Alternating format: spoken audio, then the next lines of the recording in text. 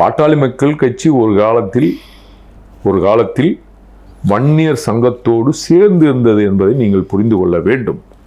அதுபோல தேமுதிக ஒரு காலமும் தன் பின்புலமாக நாயுடு சங்கத்தை உடன் வைத்து செயல்படவில்லை. அதனால் தோழர் திருமாவளவன் வன்னியர்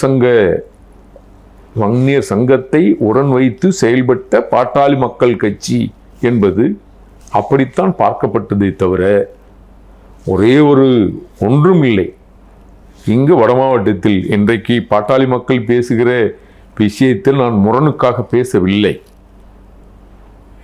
எங்கேயோ இருக்கிற திரு வடிவேல் ராவணனை அழைத்துட்டு வந்து வட மாவட்டத்தில் பறையர்கள் பெரும்பான்மையாக வாழ்கிற பகுதியில் வேட்பாளராக நிறுத்துகிறார். இதே பொது கட்சின்னு சொல்ற பாட்டாளி மக்கள் கட்சி ஏன் வட மாவட்டத்தில் பறையர்கள் பெரும்பான்மை வாழ்கிற தொகுதிகளில் ஏன் பறையருக்கு அந்த வாய்ப்பு தரவில்லை என்கின்ற கேள்வி எமக்கு இருக்கு. தென் மாவட்டத்தில் இருக்கிற ஒரு சமூகத்தை எடுத்துட்டு வந்து பறையர் பெரும்பான்மை வாழ்கிற தொகுதியில் நிறுத்த வேண்டிய அவசியம் பாட்டாளி மக்கள் கட்சி திரு அன்புமணிக்கு அவசியம் எங்கிருந்து வந்தது என்கின்ற கேள்வி கூட இருக்கத்தான் செய்யுது.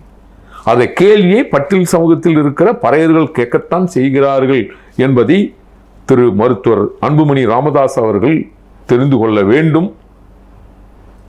என்பதை தெள்ளத் தெளிவாக ஆழமாக வைக்கிறேன். நீங்க அவங்களுக்கு வாய்ப்பு கொடுக்க வேணாம்னு சொல்லல. அவர்கள் எங்கு பெரும்பான்மையாக இருக்கிறார்களோ தென் மாவட்டத்தில் நீங்க கொடுத்தீங்கன்னா சிக்கல் இல்லை.